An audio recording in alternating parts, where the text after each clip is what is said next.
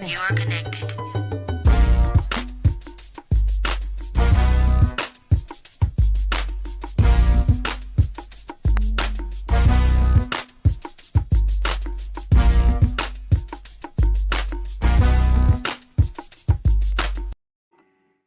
Hello, you guys. It's time for another dose of Outside the Box with Stephanie.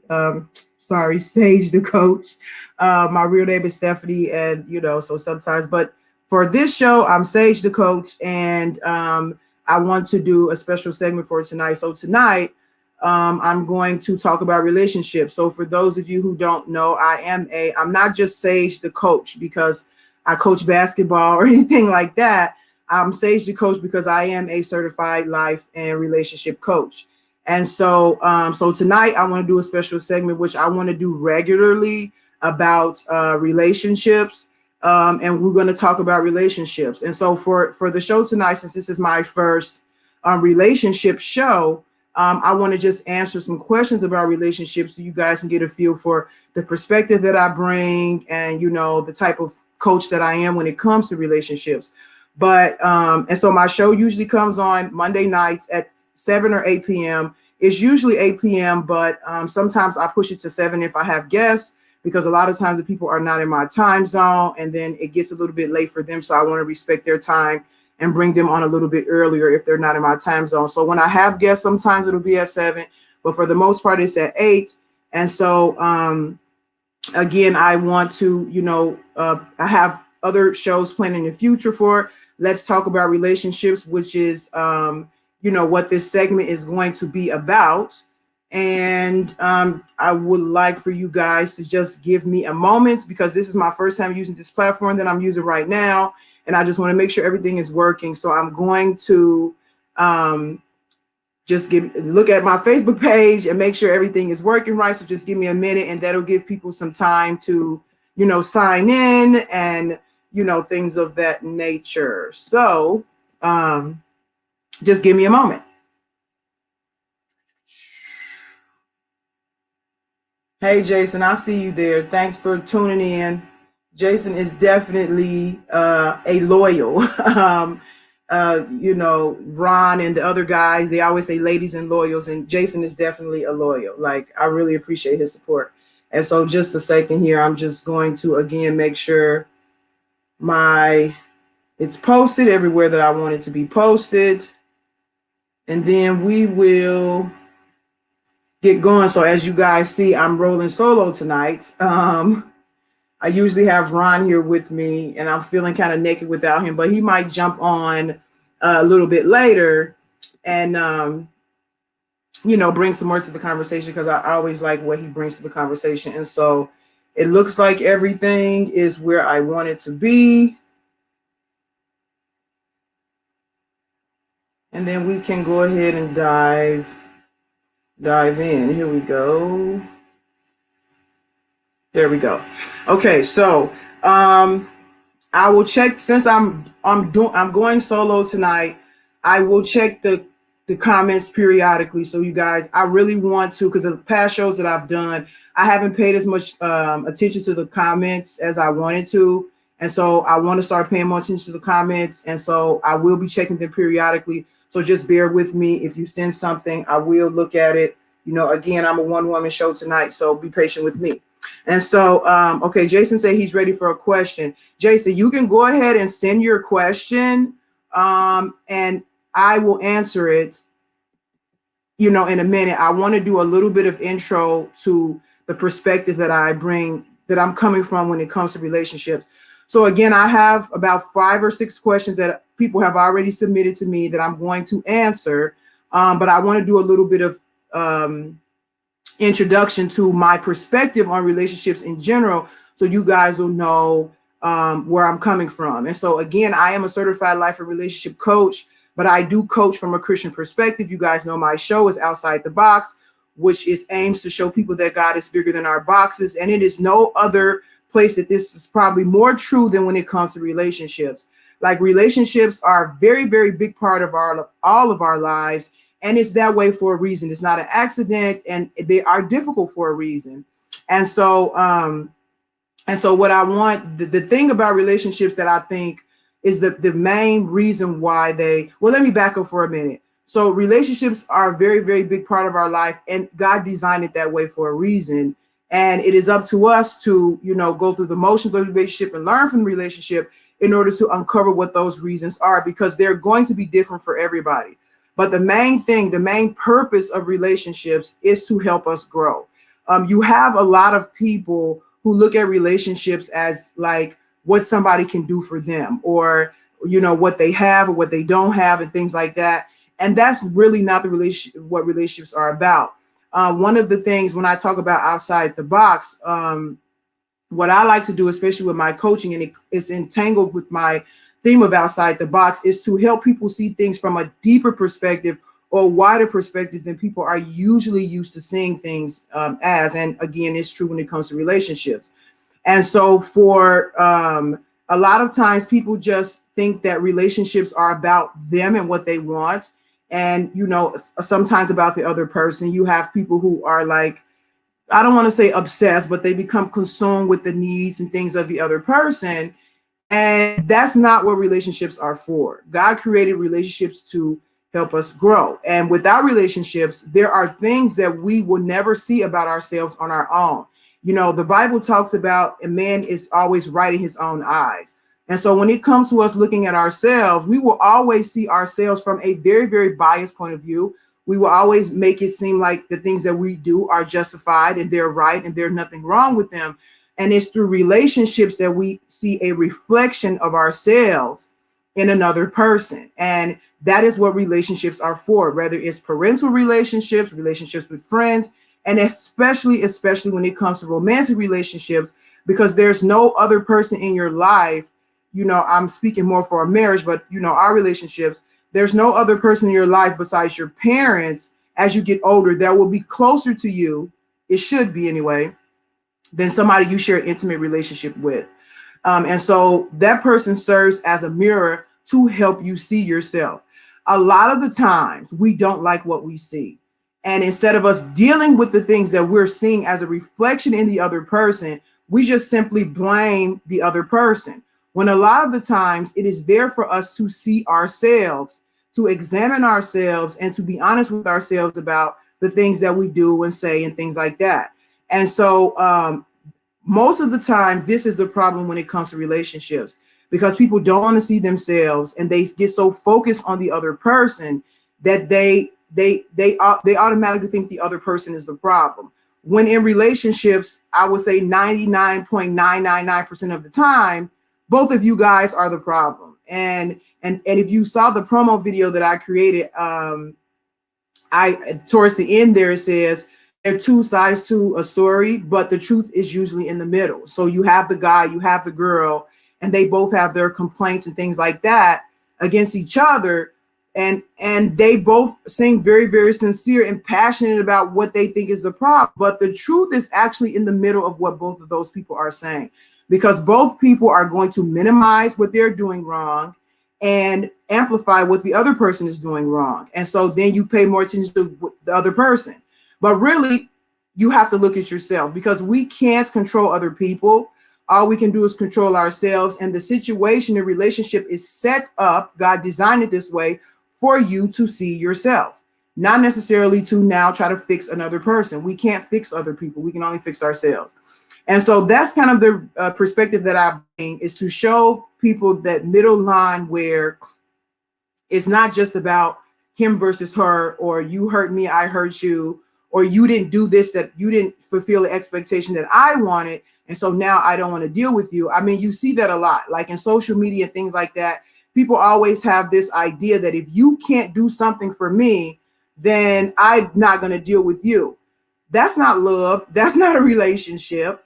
And it's very, very selfish, but it's becoming the norm more and more that the relationship is all about what you can do for me. That is not the purpose of relationships. And when you have that mentality, most of the time the relationship will fail. But I'll go into that a little bit more.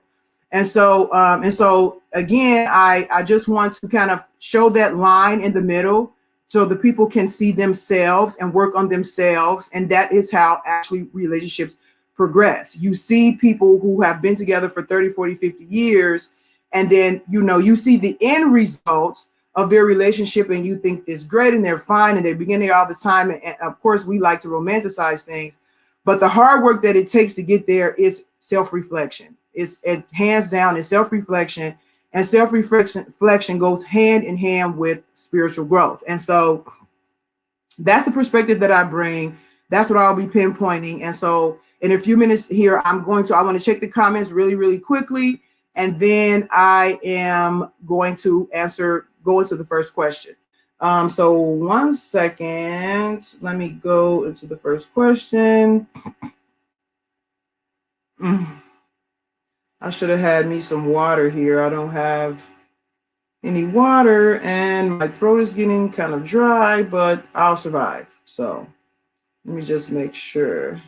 Okay, so it's not a lot of questions right now. So I hope, there are some people who asked me questions before, and I hope you guys are tuning in to get those answers that you asked. Okay, so Jason, if you're still watching, you can go ahead and answer your question. You said I have a question whenever you are ready to. Okay, let me know. I'm ready for your question now, Jason, if you want to go ahead and ask. But I will answer the first question until I get his question. And so the first question that I got is, why don't men communicate? And so I like to say the reason why I answer questions, because I think that this is really, really important, because if you ask most people, what is 1 second? Can you please close my door? Close it. Kids. Anyway, so if you ask most people what the number one problem is in a relationship, most people say communication. And so I think it's really important to address this communication issue, because it's a big problem in a lot of relationships. And so the person who asked me the question said, why don't men communicate? And so the reason that men don't communicate, from my Christian relationship coach perspective, is because men process information differently from women. A lot of times people, God made men and women, and he made us to be in relationships. And then you wonder why is it so difficult to be in relationships? Like, if God made us to be in a relationship, then why are there so many things that stop us from being able to be in the relationship that God created us to have? The thing is that we are different, and we are different for a reason, again. And so, of course, if we didn't live in a fallen world, those differences would be accentuated, and we will come together to form a more complete picture of what love actually is.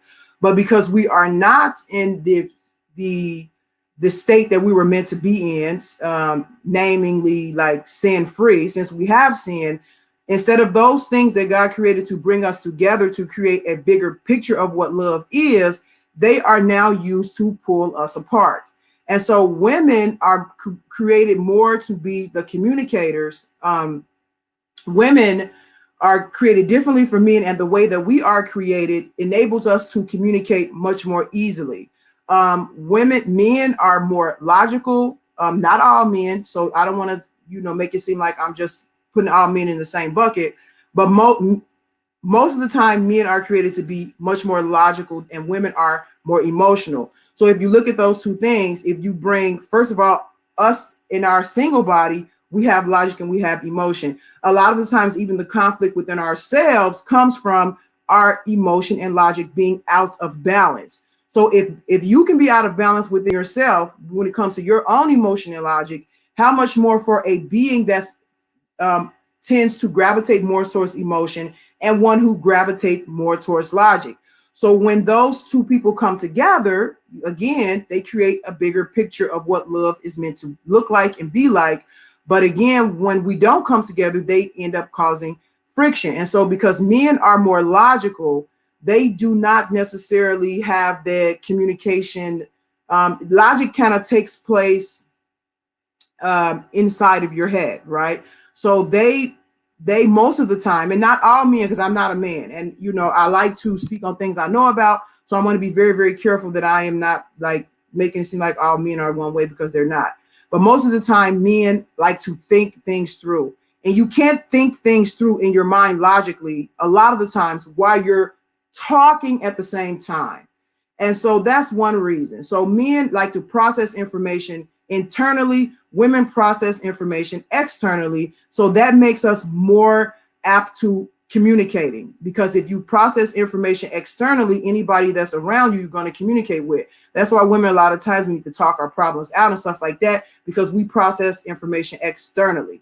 So men process it internally, and that makes it so when you're trying to talk to them, they're trying to think, and you're messing up their thought process. And so a lot of times they get frustrated with that, and then people take stuff the wrong way, and men get annoyed at women, and women get frustrated with men, instead of us both kind of understanding that it is not personal. We're just processing information differently, and for us to give each other the space to be able to do that. And then after that information is processed, especially for men, and then now we can come together and actually talk about it in a way that women, that will be beneficial for the way the woman processes information.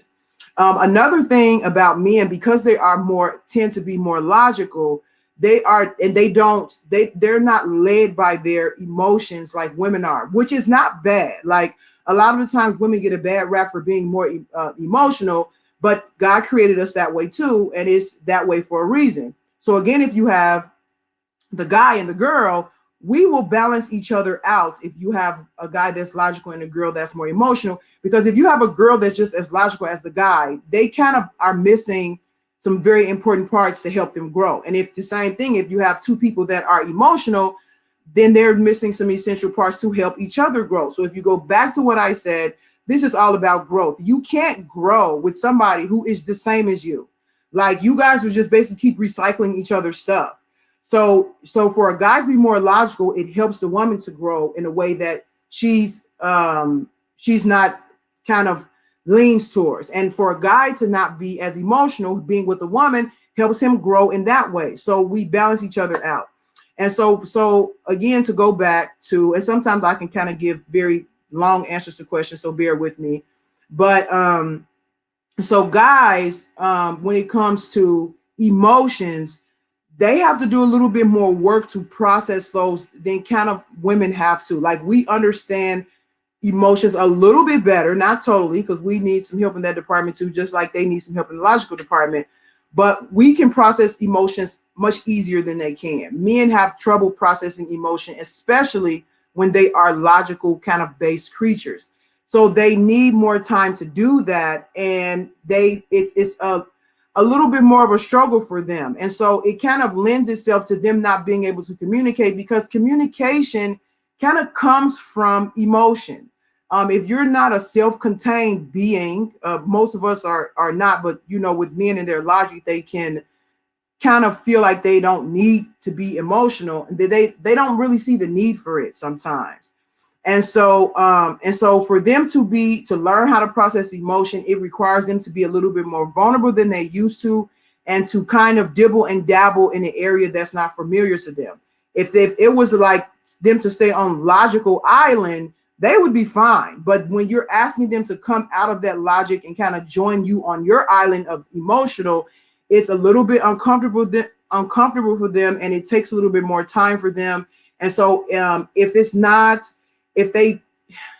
they're not encouraged to do that or feel that it's safe to do that, a lot of the times they won't. And this can get really, really complicated, and I don't want to take too long on this question. So if you guys need any clarification of what I'm saying, you can ask the question. But really quickly, Jason says, indeed. And to piggyback upon the previous question, why do you feel that men are more so unable to have cognitive, comfortable, and intuitive relationships? We as men also want to be loved and appreciated like women do as well. So why do you feel that men? So let me answer Jason's question really quickly, and I think it will kind of add to the original question. I feel that men are more so unable to do that because that's how they were created, and in our imperfect existence of being in a sinful world.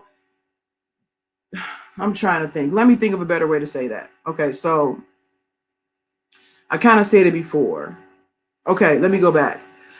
God created men and women to come together. We are two pieces of the same half. You know, God took Eve from Adam, and then Adam said, "This is woman, she comes from me." Like, we were created to come back together. I mean, if you think about the whole act of sex and making love, what do? We come together. So when you come together, the strengths that both people have were meant to help the other person grow in that area. That would create a bond with those people, that creates a relationship with those people, and that helps them both to grow. But in our fallen condition, those very same things are being used for the opposite purpose. So while men are more unable to have cognitive or being comfortable in intuitive relationships, it's because they are separated from their other half, the other emotional half of them, which comes from a woman. And so they have to learn how to do that. It comes natural for men to be logical, but of course they do still have emotions, like what Jason is saying. So if they do still have emotions, they want to be loved, then it's like they still have emotions too. So you have a lot of women who think that men are just so cold, they don't have feelings. Of course they have feelings. They're human beings. But it's almost like their emotional muscle is very small because they don't really know how to use it, and they don't use it as much as they use the logical part of themselves. So, but being around a woman helps them exercise that emotional muscle, if that makes any sense. A woman being around a man helps her exercise her logical muscle. And so, with us being around each other, we stimulate growth in each other. So, men, because they are not connected to their half, especially if they have mothers. Okay, so like we're getting really deep here. So, and I don't want to go too deep because I can't. If a man is raised with a mother who's loving towards him and stuff like that, it teaches him how to use his emotional muscle. If he does not have that, he's not going to know how to use it, because it has to come from somebody you have a connection, a relationship with, and stuff like that, somebody you trust, right? We don't, even when it comes to logic, women are not going to listen to men that they don't trust. So you're going to learn from somebody and grow in these areas with people you have a connection with. And so men, especially in our world and our culture, they're actually raised to suppress their emotional muscle. And so that's why they have trouble. They want love. They feel like we do, but they need help growing that part of themselves. And that's what happens in a relationship. And a lot of the times, instead of women being patient with men and understanding that they need that woman in their lives to help them grow in that way, women get frustrated, like, why can't you just be like me? Basically, that's what you're saying. You're saying, why can't you just be emotional like me? Well, he's not emotional like you. He's not wired that way. And men can say the same thing about women, and they do. Why can't you just be logical like me? Like, it's not explicitly stated, but that's behind a lot of the frustration. And it's because we are made differently. And so that was a very, very long answer to the question, but I hope I have explained it enough to give you guys an understanding of what I mean. And so that is basically like two of the reasons. So I'll just recap really quickly about why men don't communicate. Number one, they process information differently. Number two, they need help to learn how to use their emotional muscle. And number three, our society does not encourage men to do that. You're told to be strong, you can have feelings, things like that. And so it all works together to just make them poor communicators. Sometimes, not all the times, I've seen men who will communicate a woman out of the room, but a lot of the times that adds to, the friction in a relationship. And women have to learn how to be more patient with men and understanding that they need to learn and grow in this. And so I'm going to leave that question at that, because I feel like I've spent way too much time on that. We're already like at 8:30 and I still have other questions. So if you guys need any clarification on that, you can always, send a message in the chat or message me personally. I am a relationship coach. I do offer free sessions. And so you can also go on my website, my Facebook page, because you have the Speak Easy Facebook page, but then you also have mine, which is Outside the Box. And on there, you can schedule a free session with me if you're interested in going to this a little bit deeper when it comes to your own personal relationships. So the next question that I was asked is, how do you compromise when you are used to being independent? And the person who asked me this question knows why I am smiling. So, and this is I think this is an important question, because you know, people always say they don't make women like they used to. And so women in the old days were much more dependent on the men in their lives, and they were much more compromising almost because they didn't have a choice. And so you have this idea that, I mean, more and more you hear men saying that women are becoming too independent and they don't need men anymore, and they have their, because they're more independent, they have attitude and they're uncompromising, and that they don't even know how to be in a relationship anymore because they have become too independent. And so I think this again is an important question to answer, because it is also something that interferes a lot in relationships, especially in this new day and age, with much more independence and freedom than women have had in previous, you know, generations, history, and things like that. And so to answer this question, I have to go back to what I originally said, which is about relationships were created to help us grow. And so if you are used to being independent and you are used to being on your own, and it becomes very difficult for you to include somebody else in what you're doing and to make those compromises, you are actually denying yourself the opportunity to grow. It's like you have grown to a certain point and you just want to stay there. I mean, we all like what's comfortable. So don't get me wrong, I like what's comfortable. And I'm noticing the older I get, the more I like what's comfortable. And so it's not unusual to want to be comfortable, but we don't grow when we are comfortable. It is just a matter of fact. And so we have to endure those uncomfortable situations, because what comes out of those things are growth. So yes, you can be independent and you can, you know, not need a man for especially the typical things that women say they need men for, like money, you know, support and fix, and, you know, fix stuff around the house, whatever all the other reasons women say.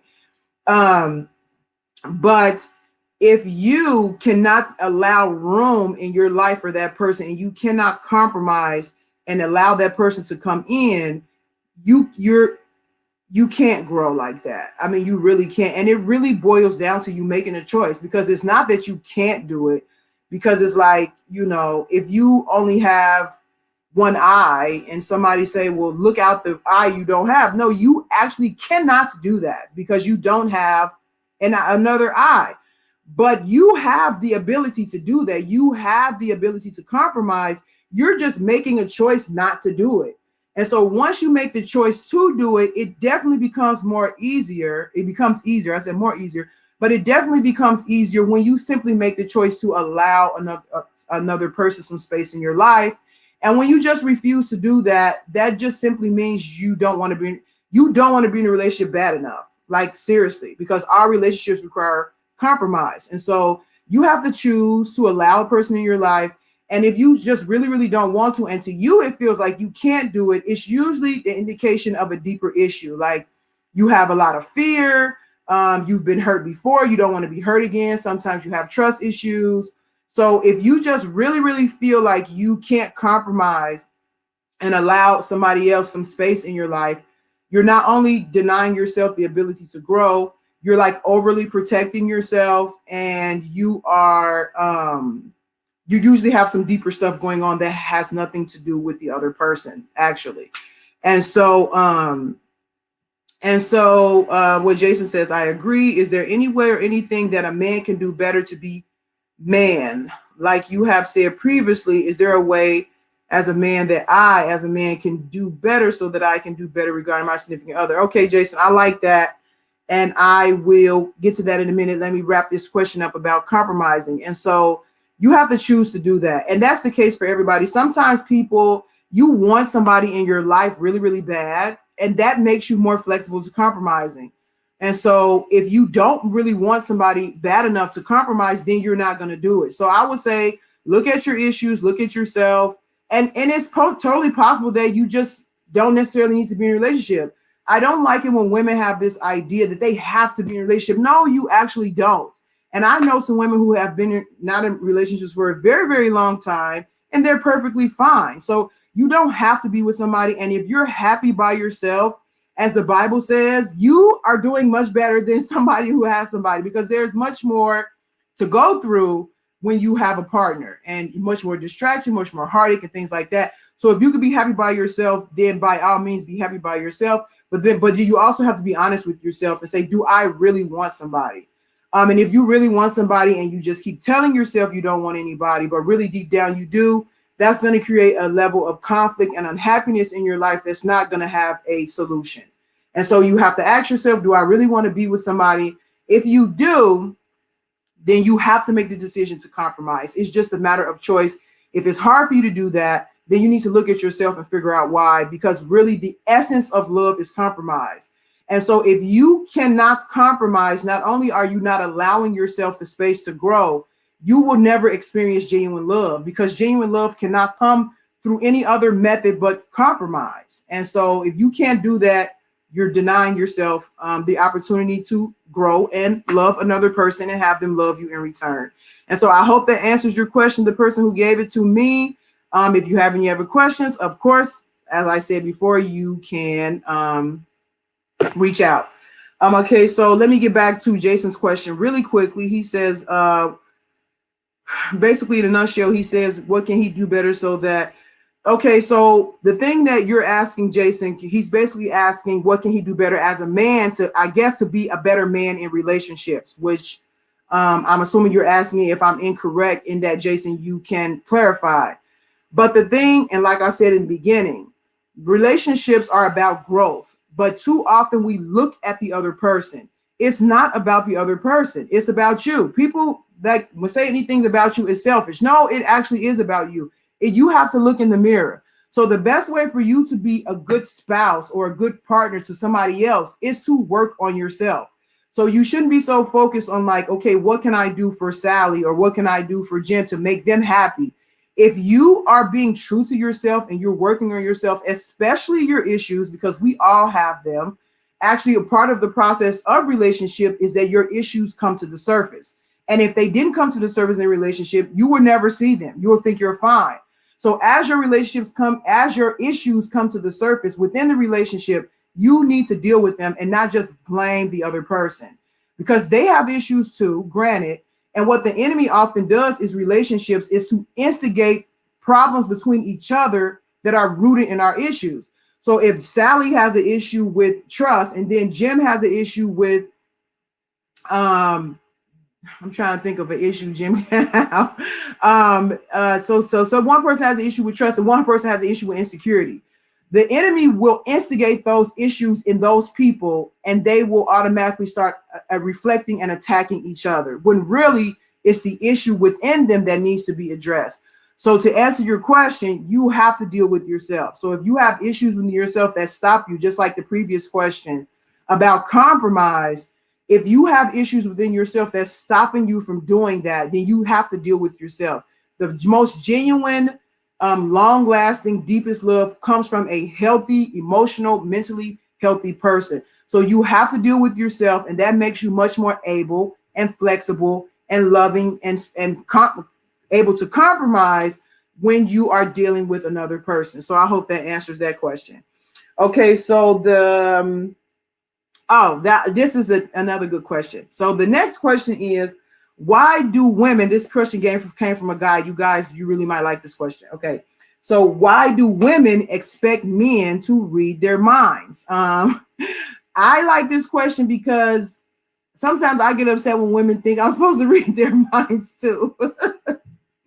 And so I see this a lot in women, that they do expect you to read their mind. And I'm guilty of it too. I'm not going to lie.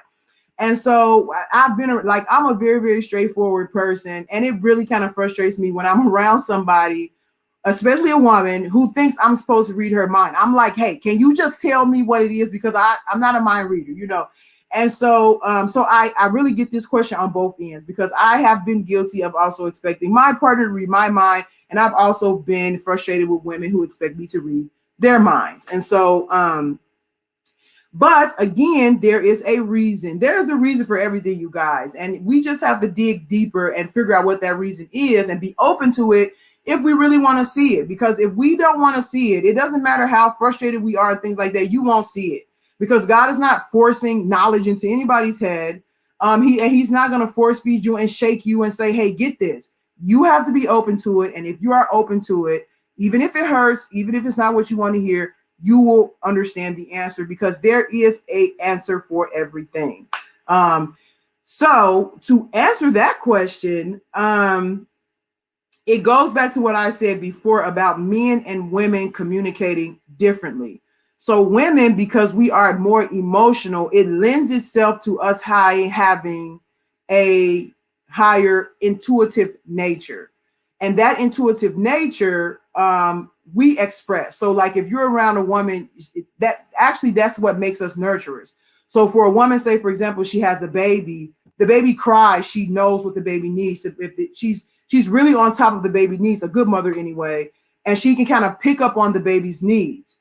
And so that is very, very priceless. It's very, very valuable, and it's essential to not only nurturing a child, but nurturing anything, for you to kind of pick up on the needs and feelings and things like that of those around you, because you really can't nurture somebody without being able to do that. And so women have that intuitive nature. And so again, God made us more emotional for a reason. We do have that intuitive nature, and it does serve a purpose. And it helps us to become more nurturing as mother, as women, and more loving. The thing is that we think men have that too, and they do not. They do not have that intuitive emotional nature like we have.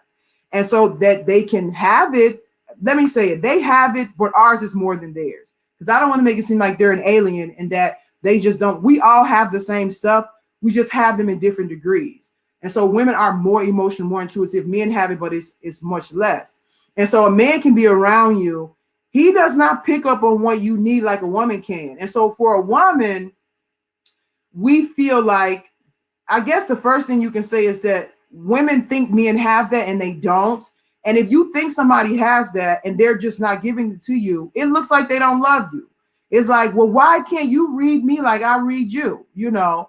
And when you don't do that, it comes across to a lot of women the wrong way. But men don't do that. They can't just look at your face and tell how you're feeling, or look at your mannerisms, or pick up on your energy and things like that. So again, women have to understand that men don't have the same sense that we have, and we have to learn how to speak each other's language and not expect men to be able to speak our language, or for men to expect for women to speak their language. We have to learn how to talk to each other in a way that we both understand things.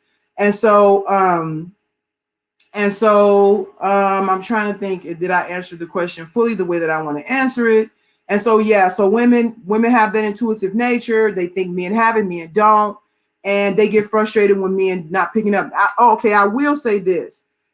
You might think that that's silly. Like a lot of men will say, oh, that's really silly. Why would you expect me to read your mind? When you have somebody, this boils down to like a spiritual connection. Because when you have a spiritual connection with somebody, you can pick up on them without them having to say so. And when you're around a person that can pick up on your needs, your wants, or your feelings without you having to say it, that is golden. Like you can't really, that can't really be replaced in a relationship with something else. So while it's frustrating at times, and that women also need to learn that men need to learn how to do this, the closer you guys get together, the deeper the spiritual connection you have, which comes from being considerate of each other and understanding each other's differences and working with each other's differences. That spiritual connection will enable you to be able to sense the other person without them saying anything. And the spiritual connection is much, much deeper than a physical one, a mental one, or whatever. Spiritual connection is the connection that God seeks to have with us. And so you hear people who talk about getting prophecies and God telling them things. That's a spiritual connection, because God didn't say it. You know, he's not around them. And then we can't see God's face, so we don't know, but we pick up on his energy, and his energy has messages in it. And so like for a woman, if she's sad or she's hurt or something like that, her energy will release that message without her saying it. Then you can pick up on that stuff without her necessarily saying it. And so I just want to kind of emphasize the importance of a spiritual connection. Even though men and women are different, if you guys are growing together, and like I said, growth is the point of a relationship. As you grow closer together, you will have a spiritual connection. It will increase, and you will be able to pick up on each other's needs, each other's thoughts, each other's feelings. I have even been like, you know, my husband's not even around me, and then I can feel that something is going on with him, and I'll call and say, hey, are you okay? those connections are priceless. They are very, very deep and very, very important. Okay, so let me go to Facebook very, very quickly and see um, if there are any questions or comments, because I can see them here. I just want to make sure I'm not missing anything. Okay, so the next question is, okay, this lady asked me this question actually today, and I hope she's watching so I can answer her question. She says, why do men value boobs and butts over brains and beauty? Um, a lot of women think this, and unfortunately, in a lot of ways, it's true. And I will go into explaining it. Again, I don't want to assume things about men, and I wish Ron was here to bring his male perspective in, but I will still make my best attempt to answer the question. And so the thing is, it goes back to, again, I am a Christian coach, so a lot of the stuff I talk about comes from the Bible. And we are in a fallen condition. And so I just talked a little bit before about that spiritual connection. One of the main things about our fallen condition, which means that we are not connected to God or each other, is that we have lost the spiritual connection to God and each other. It's not very strong. Either it's lost completely, or it's so dull that we don't feel it to the level that God intended us to feel it. That's actually what our fallen nature means. It means we are spiritually disconnected from God and each other. And so when we are spiritually disconnected from, actually, let me take it a little step further. We are not just spiritually disconnected from God and each other, but also ourselves.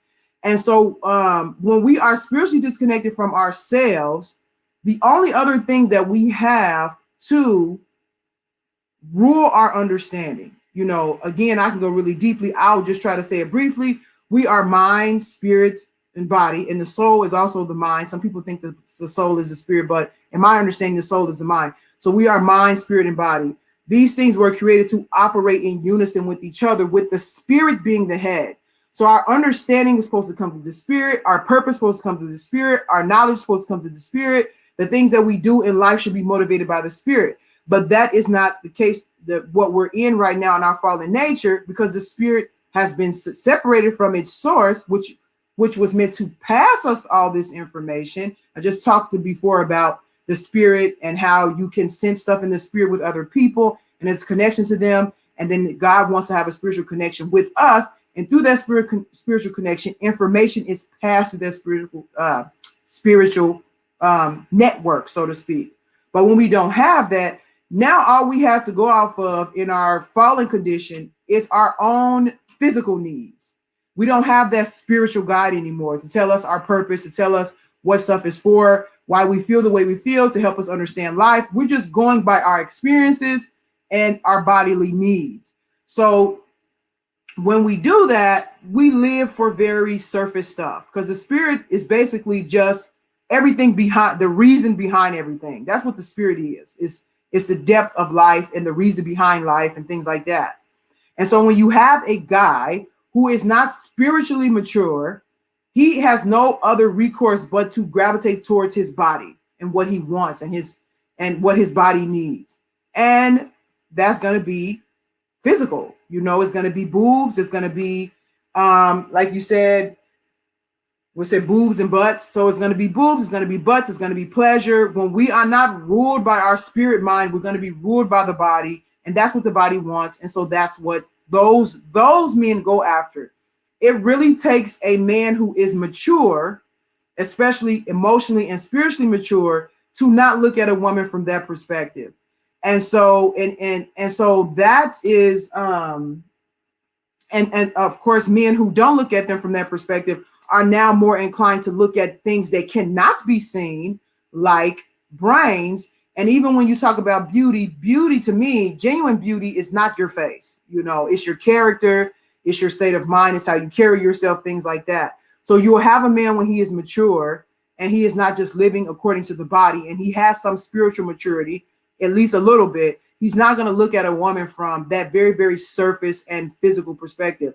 So I would say to any woman who is trying to get a man's attention or wants a man's attention or like somebody, if all he cares about is butts and boobs, he's not for you. Like he's immature. So he needs to grow up, and you should not, chase him until he grows up. You should move on and find somebody who is where you are at the time. And so so I think that's the way that the best I can answer that question. That's just immaturity. And I guess that's it for that question. So so the last question was not the last, the second to last question is this somebody sent me this message earlier today, which is, how do you deal with a sexless marriage? A relationship. I'm not sure if the person who asks is married or in a relationship. Of course, I am I'm a Christian coach, so I kind of geared more towards marriage stuff. I mean, I do talk to people that are in relationships, but I still would try to urge you to do things the correct way, because doing things the Christian way is beneficial for everybody. It's like, it's the healthiest way to do things. And I know a lot of people would disagree with that, and they will argue with me about that. And I would be willing to have that conversation with anybody in any way, at any time. But basically, the Christian way is the more healthier, more productive way to do things. And I don't even want to say the Christian way. I'll say the spiritual way, but my spirituality is rooted in the Bible. And so, so if you're in a relationship and you are, and you're not married, and you're of course having sex outside of the relationship, outside of marriage, then I would say you should try to get married. This is a deep conversation, and I don't want to I don't want to go too far into that. So let's just say, for question purposes, this is a married couple. And so if you're a married couple, how do you deal with a sexless marriage? It's very, very difficult.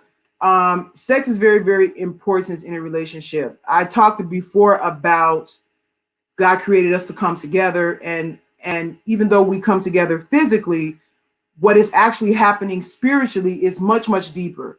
What we do during sex physically is just a physical manifestation of what is taking place with us spiritually. And that's why it's important to keep sex confined to marriage, because you are bonding yourself spiritually with another person.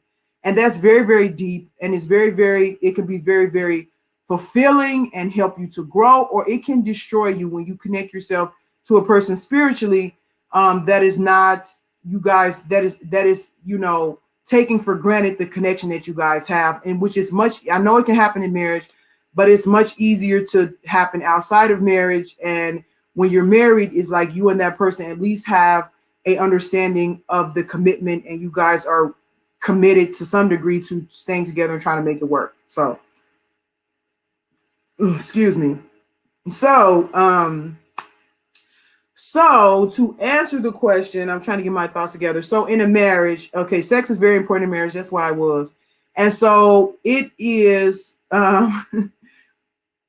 okay, so William says, sexy is in the butt and boobs. Beauty is in the eyes and voice. Okay, that's a nice, I like that. I like that. Okay, so, so when you bond yourself to somebody spiritually, if that bond is broken, it damages you spiritually. This is why God wants us to be married. It's not because he's a stickler. It's not because he doesn't want us to have fun. Like, he created sex in and of itself. And so he can't be that much of a stickler if he created it in the first place.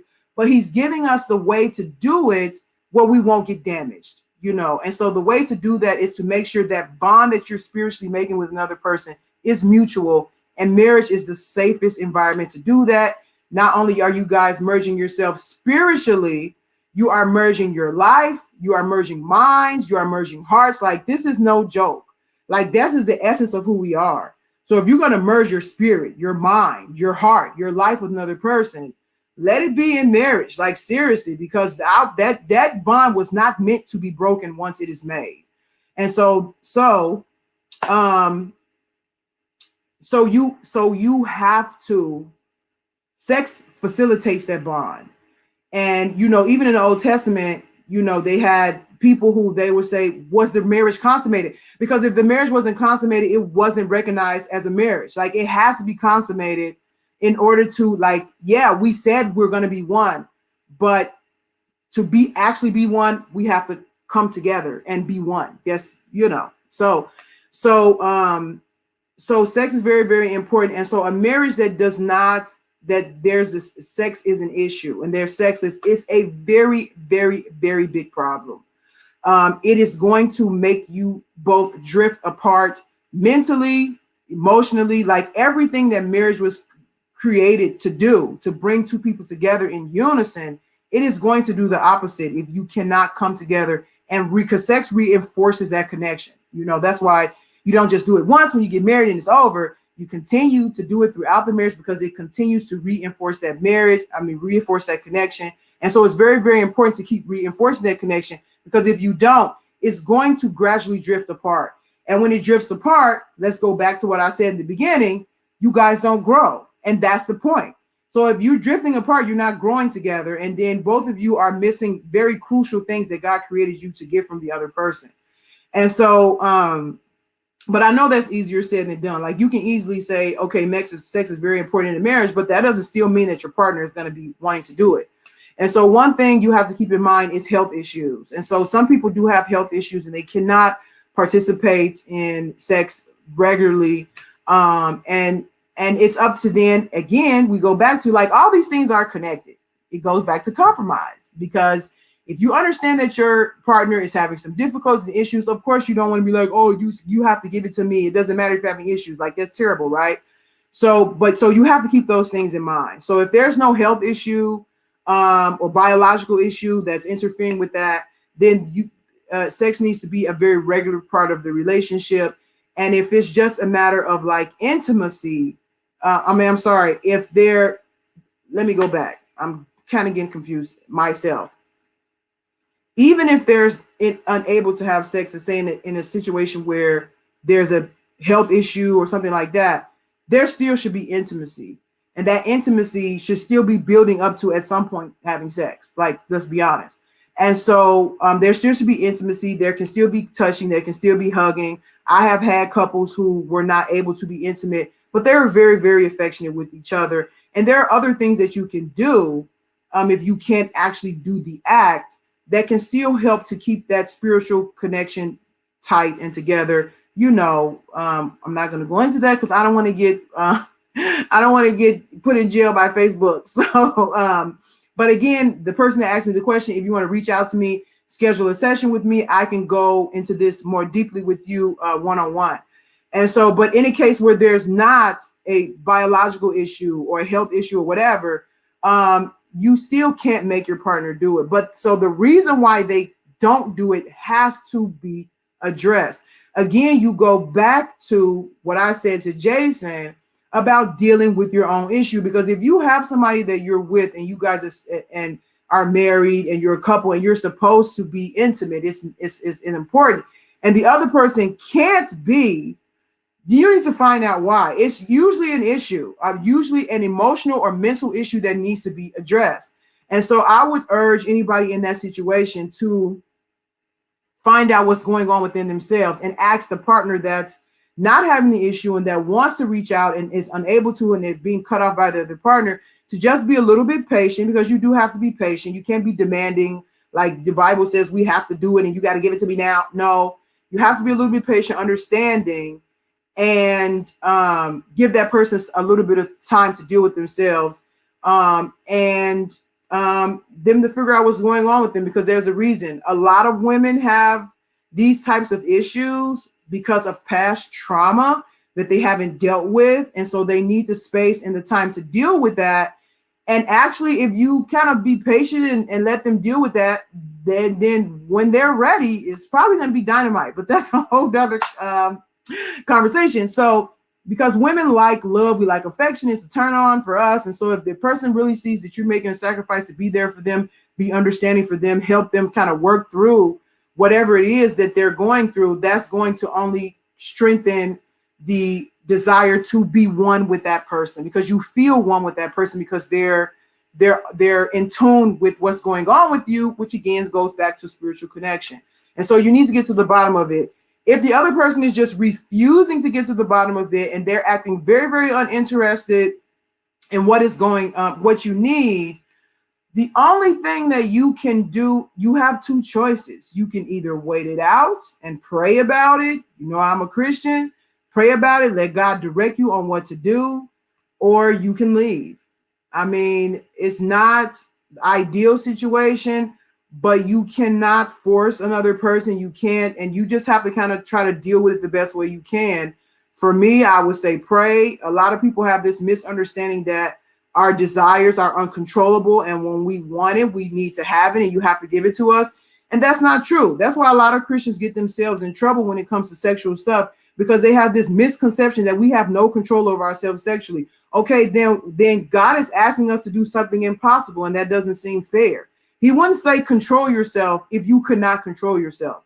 You can't control yourself. Again, it kind of boils down to you making a choice to do so, and then kind of exploring those avenues and praying and asking God how to help you do that, because it is possible. Like, I know the very, very strong at times, but you can control, and we do have control over our bodies in that way.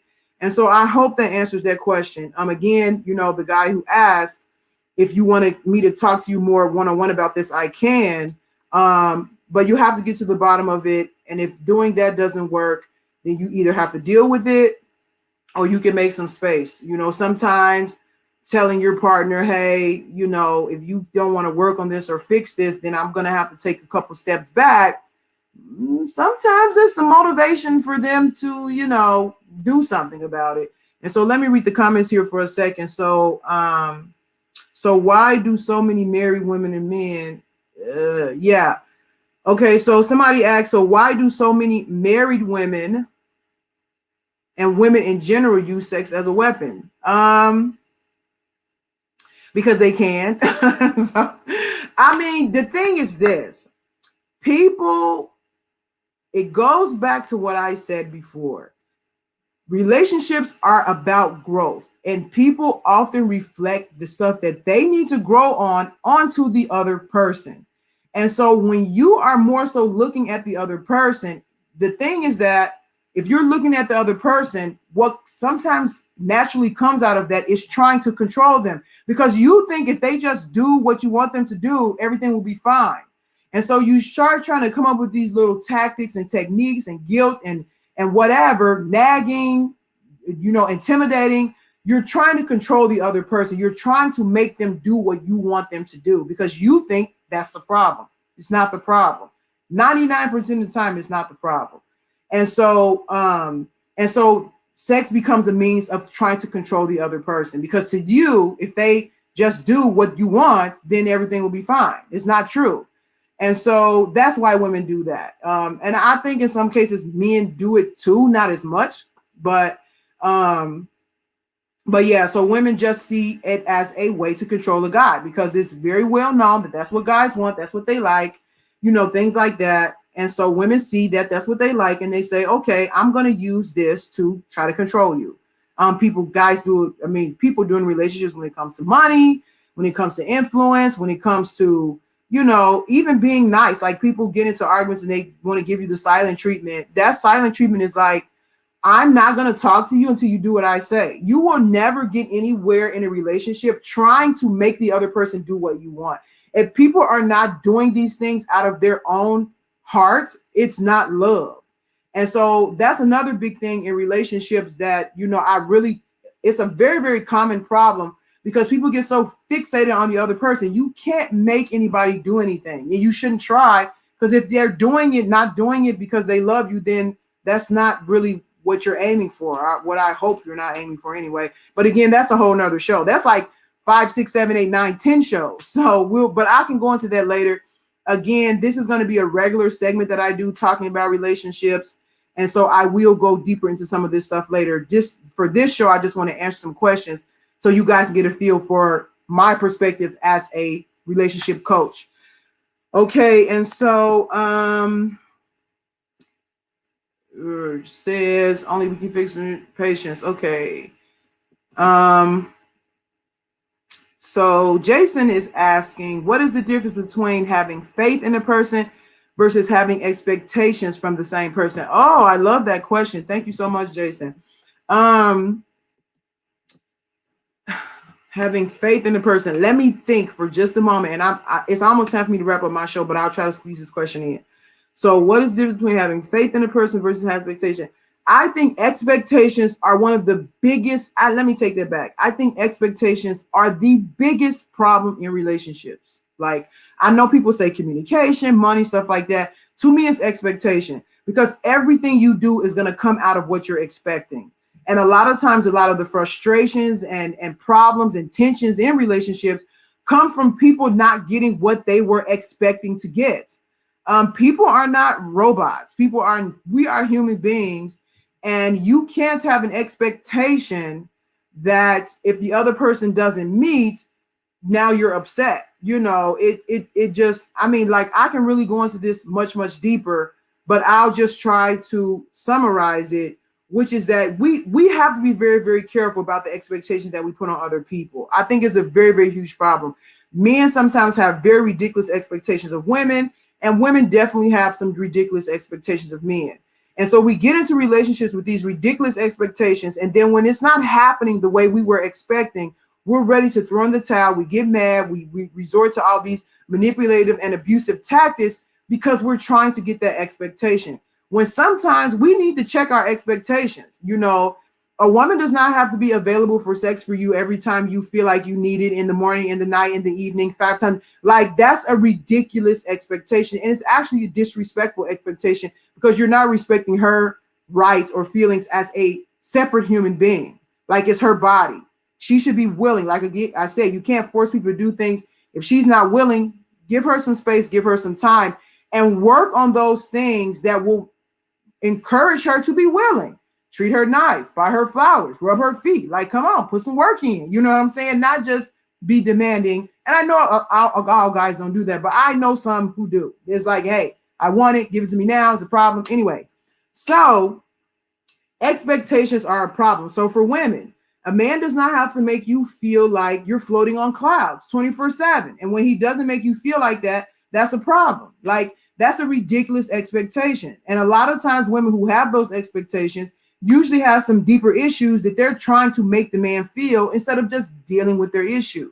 And so again, these things come to the surface in relationships, and they come to the surface so that we can deal with them, not just blame them on the other person. So it's very easy for you to say, oh, he doesn't buy me flowers, he doesn't do this, he doesn't do that. But if him not doing that is bothering you so much, that usually means there's something else deeper there, because that shouldn't bother you that much. Like, you can say, you're upset that he doesn't do it, or maybe disappointed. But if it becomes a reoccurring issue that's actually causing problems in a relationship, that means you need to take a look in the mirror. You need to look at yourself and find out, why is this bothering me to this degree? Because if the person is not hitting you, the person is not berating you, and the person is not mistreating you, everything else is like, it's not a given. If you're not being abused, it's everything else is, what's the word for it? I don't know, but I'll go into that later. So you have to check your expectations at the door. People have, oh my goodness, some ridiculous expectations. And so for you to have expectations is totally different from having faith in a person, because faith is kind of rooted out of love, in that you see the best in the person regardless of how they're acting. So if I'm having, my husband is not being the best or treating me the best, for me to have faith in him is for me to understand his potential in that. Like, yeah, he's not having a bad day, but I know that this is who he is deep down. He just is having a bad day, or he's just experiencing this. That's more along the lines of faith, in my opinion. It's having faith in the goodness of the person and who they are on a deeper level, instead of always reacting to how they act and respond and do things on the surface, and kind of having some patience with them in that, because we all do it. It's not just men, it's not just women.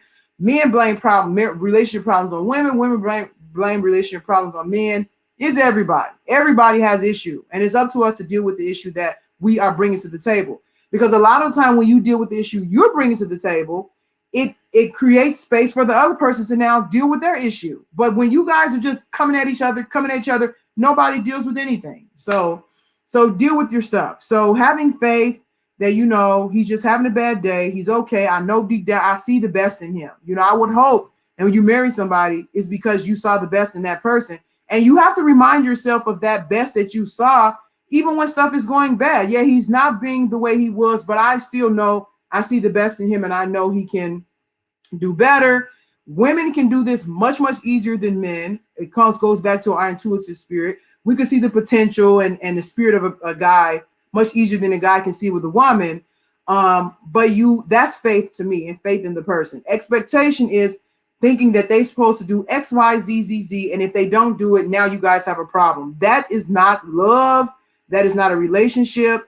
And I was talking to CJ, a podcast host, about this a little bit ago, because he posted on his page this he posted on his page this little repost of this post, and it was saying that men, when they treat their woman better, than they get the king treatment. And I kind of commented like I didn't like that, because I think women use that as an excuse to not be the best. Like, you can't say, if you do this for me, then I'll do this for you. If you treat me this way, then I'll treat you this way. That is not a relationship. That is not love. You should be treating the person the exact same every time, regardless of how they're treating you. Other person should be treating you the exact same every time. You should be as loving as you are when they are loving, and you should be loving when they're not loving. If people keep turning on their on and off switch every time people are in a bad mood, having a bad day, get an attitude, the relationship is rocky, it's a mess, it's a headache, and it doesn't last. Sometimes we just have to be patient with each other and move past it. You know what? I'm still going to be my best to you, even when you're not acting right. And a lot of times that encourages the person, you know what, let me cut it out, because she's still being good to me. Or the man will say, you know what, let me take a step back and check myself, because she's still being nice to me and I'm being a jerk. So that is what it takes to keep a relationship together. Compromise, patience, and a deeper connection. And so let me see if anybody else is saying anything else. So this, I'm running a little bit over, so it's 9:09. So I'm going to answer this last question, and you guys, I'm going to wrap up. And the last question that someone asked me is how to know if somebody really loves you. Of course, this is a very deep question, and it's not straightforward. The truth is that sometimes you can never really know that 100%. Like, let me take that back. It's very difficult to know. I mean, because people can pretend, right? Like, you can have somebody who looks like they love you. I can't tell you how many times I watched Dateline, and they had this whirlwind romance and blah, blah, blah, blah, blah. And then the person killed the other person. So you can say, did they really love them? Because they eventually killed them. So you can be manipulated. So people can come across like they love you and they really don't. But the main thing is that time usually tells those things. And that's why it's important not to rush into stuff and give people time, because time will usually tell that. And the thing is, you don't necessarily have to be so concerned if somebody really, really loves you or not, because you can never really go inside of them and see. What you have to pay attention to is how the other person is treating you. And so, yeah, we all have issues and we all have stuff we got to get over, and we all don't treat each other the best all the time. So that's just the case. But when somebody is mistreating you habitually, it's usually, I don't even want to say it's the same, they don't love you, because actually somebody can treat you bad habitually and still love you. They just have a very immature understanding of love. And you can say, until you grow up a little bit, I'm going to take a couple steps back. So it's not to say like, yeah, I know you love me, but you're not treating me right, but I'm going to overlook the fact that you're not treating me right and just focus on the fact that you love me. No, that's silly. You're actually not helping that person grow, which again is the purpose of relationship. Because if you're going to help that person grow, you need for them to come to terms with the love that they do have. And you can't do that if you're just tolerating their bad behavior. And I did a video about this a little bit ago on my blog or whatever. And so you can look at the person outwardly and you just look at how they're treating you. It really doesn't matter so much like, do you really love me or not? Because if their actions are not lining up with it, their actions need to be dealt with more than their deeper feeling. And so if a person is not treating you right, you can address it and say, hey, I don't like this. I don't like the way you're treating me. If you can't treat me better or work on this, or we can't work on this, it doesn't even matter if the person really loves you or not. You might have to make some space until they can grow up and understand not just the feeling of love, but the expression and demonstration of love, because those are different maturity levels within love. Like you can love somebody, like my kids love me, but would they like, do they care about what I need? No, they don't. You know, I could be sick and they're still like, can we have water? You know, so they have a very immature understanding of love. They're kids. So some people, adults, still have an immature understanding of love. So they see love just from how they feel sometimes and what they want and stuff like that. And they just need to grow up a little bit. And so you can deal with the person and work with them until they grow up in love and understand the deeper meaning of what it means. And in my opinion, a lot of us need to grow up in love. Actually, everybody does, because love is much, much greater than a lot of times we realize. We kind of make love very, very superficial and about us and stuff like that. And love is way, way, way, way, way bigger than that. You know, a lot of times women act like we understand love and men don't understand love. And it's true, we understand love a little more easier because of our intuitive and emotional nurturing nature. But we don't understand love either on the level that God is, because God is love. He is the standard. He is where it comes from. We don't understand it nearly on that level to that we think we do. We still need to learn how to love better and stuff too. So I would just say, like, you can look at the person's behavior, and over a period of time that you guys can mature and grow in love with each other.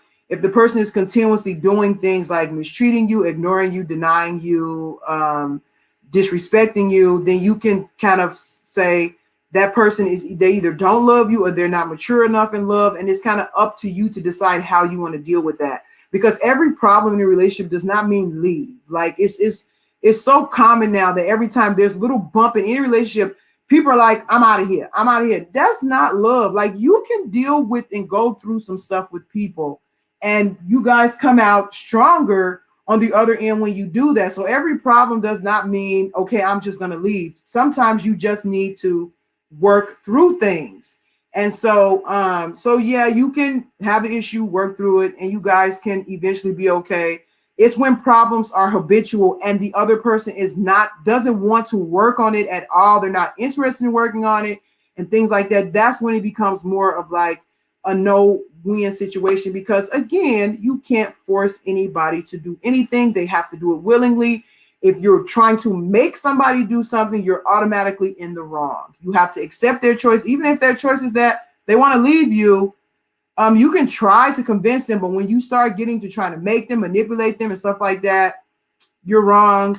We all have free will. We can choose what we want to do. And just like a person was in your life, wasn't there before, they can not be afterwards, and you'll be fine. So anyway, there's a lot of stuff that I can go into with all of these different questions, but it's getting late. I'm almost 15 minutes over, so I want to go ahead and wrap this up. I hope with these questions, I've given you guys a little bit more perspective on the approach that I come from with my relationship coaching. I do offer free sessions, and even free sessions for couples. If you want to go to my Facebook page, Outside the Box, you can schedule an appointment there. And I do have other Let's Talk About Relationship segments coming up. I'm going to have, actually next week, I have a second Let's Talk About Relationships segment in which I'm going to have some women come on, and we're going to talk about some of the lessons that God taught us in marriage. Because a lot of the time, women just think men are the problem. They don't do anything wrong. Men are so mean. They're so cruel, whatever, whatever. And we're the problem too. So it goes to what I was saying before. We are the problem too. And women, and I'm speaking from woman's perspective because I am a woman. And a lot of times we need to take a very, very long look at ourselves and figure out how we are contributing to the problem. And so we're going to do that next week with a second segment of Let's Talk About Relationship. It's called Wife Lessons 101. And so we are going to, oh my goodness, Ron is like, now you want to come here when I am leaving. That's exactly was my plan. Cause Lord, you blessed some folks tonight. And I know I was supposed to be here with you. I'm like, I gotta hop in. As soon as she's finishing up, didn't want to stop your train that you was on. But Lord have mercy. I hope people felt everything that you're saying because, woo, you even touched my heart and my soul. Oh, well, that's good. That's what I'm doing this for, because people, relationships are one of the biggest, I would say at least the top three difficult things that most people deal with on a regular basis. They're very, very difficult. And so people do need a lot of help. I needed a lot of help and I still need help, but I have learned a lot over the years. But we need all the help we can get, honestly, when it comes to relationships. So I'm glad to know that, you got something out of it.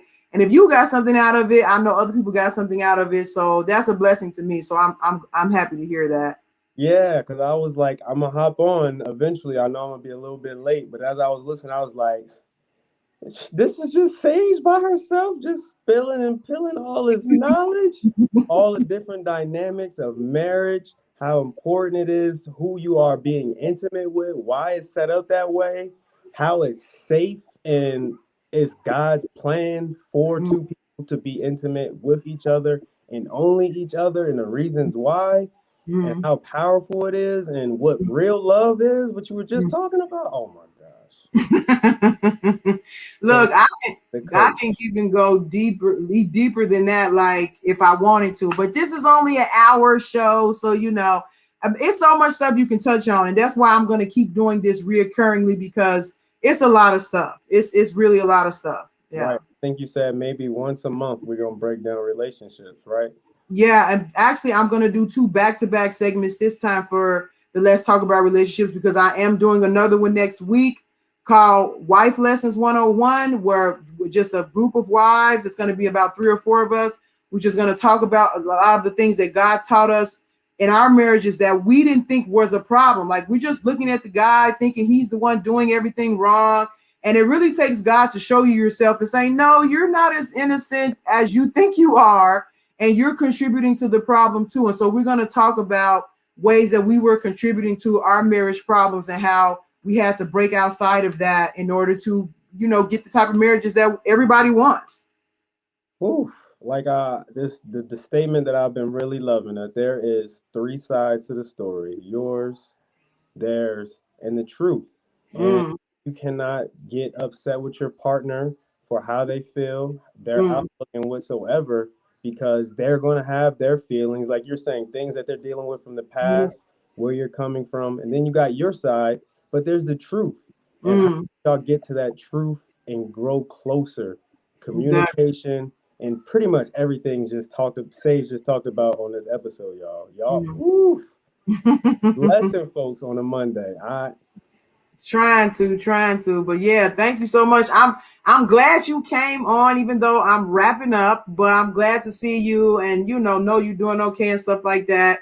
And again, we're gonna keep doing this. You guys will see ahead of time. You can always go to my page on Outside the Box to see what's coming up, because on the Speak Easy page, I'm only gonna post what I'm doing that day on that day. So if you want to know ahead of time what's coming, you have to go to either my Facebook page or my Outside the Box Facebook page, and I can sometimes put stuff in there, sometimes a week ahead or 2 weeks ahead or something like that. So if you guys want to know any time that is coming up, you can do that. Also, make sure you like my page and share my page if you thought that this video was beneficial and other people can learn from it. And like my page, so when something is coming up, you'll get the notifications on your notifications on Facebook. So yeah, but that's it. You got anything else you want to add, Ron, before we get out of here?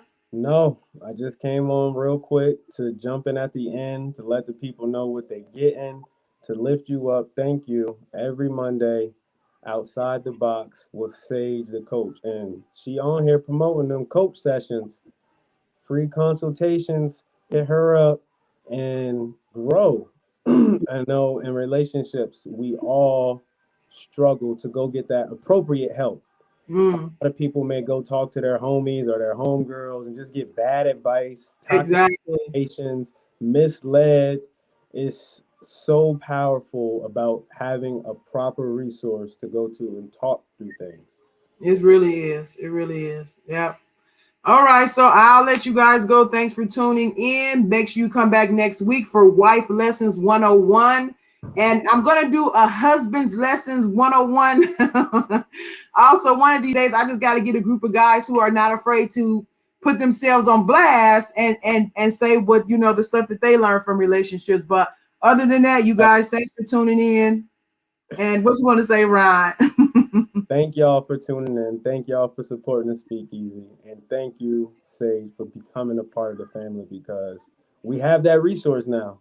Y'all Yeah. have somewhere to go, some knowledge to get, and some jewels to be dropped. And take this advice and run with it because every single thing that she just said was nourishing, resourceful, and enlightening to help you have a better perspective on what you're going through, what you may be struggling with in your relationship. Yeah. All right. So thank you guys again. Thank you for showing up, Brian. And I'll talk to you guys. See you next week. We out. We love y'all. Bye.